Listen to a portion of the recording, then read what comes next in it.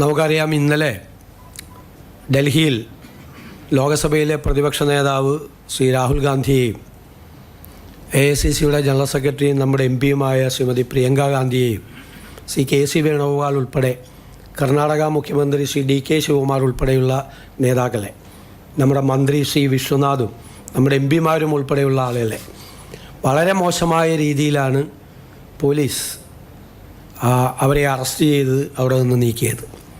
ശക്തമായ ബലപ്രയോഗമാണ് അവർക്കെതിരെ നടത്തിയത്.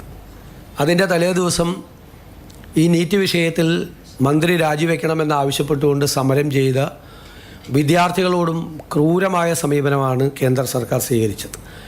അതിൻ്റെ ആവർത്തനമാണ് ഇന്നലെ ഡൽഹിയിൽ കണ്ടത്. അതിലുള്ള അതിശക്തമായ പ്രതിഷേധം രേഖപ്പെടുത്തുകയാണ്. മാത്രമല്ല, ഈ സമരം മുന്നോട്ട് പോകും. കാരണം നിരവധി കുട്ടികളാണ് ആത്മഹത്യ ചെയ്തത്, നിരവധി കുട്ടികൾ. എന്നിട്ടും ഇതിന് ഉത്തരവാദികളായ ആളുകൾക്കെതിരായ കൃത്യമായ നടപടികൾ എടുക്കാതെ കേന്ദ്ര സർക്കാർ മുന്നോട്ട് പോവുകയാണ്. ഒരു കാരണവശാലും വെച്ചു പൊറപ്പിക്കാൻ പറ്റാത്ത ഒരു കാര്യമാണ് ഇത്. ഇന്നലെ ഡൽഹിയിൽ നടന്നത് ശരിക്കും നരനായാട്ട് പോലുള്ളൊരു കാര്യമാണ്. അതിനെതിരായിട്ടുള്ള അതിശക്തമായ പ്രതിഷേധം രാജ്യത്തെമ്പാടും ഉയരുമ്പോൾ കേരളത്തിലും അതുണ്ടാകും. കേരളത്തിലെ നിയമസഭയും ഇത് സംബന്ധിച്ച ഒരു പ്രമേയം പാസാക്കി കേന്ദ്ര സർക്കാരിന് അയച്ചിട്ടുണ്ട്.